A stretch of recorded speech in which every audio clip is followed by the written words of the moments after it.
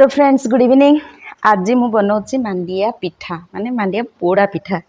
तो मु तावारे मु पोड़ेबी आम माने कौन आम साइड्रे लोकल ये जिते आम छोट छोट थिलु ना मो माँ मांडिया चूना को गुड़ टिके पकईदी लुण टिके भल भाव मिक्स कला परे शाल पत्र रे सेटा को साइज करके माने अंगार रे पोड़ी दियंती।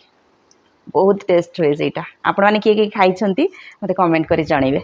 तो आसंतो आज मु तावारे मु पोड़ेबी तो केमती कोन होछि मु आपण मानको देखैबी। भल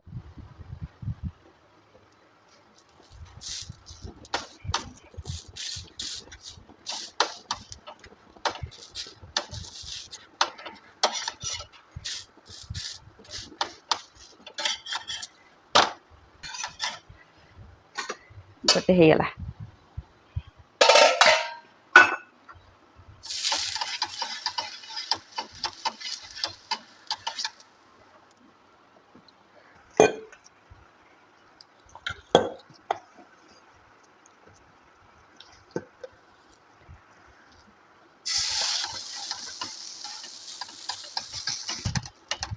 पतला करदेबे तो भल भाव सीझी जीव।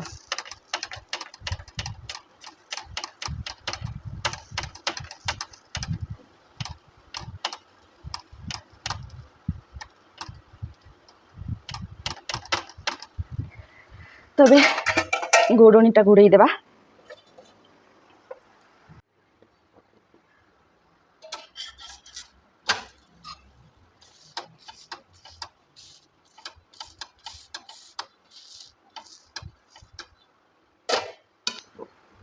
तो आमर पिठा हो गला देखु केते सुंदर देखा जाउछे।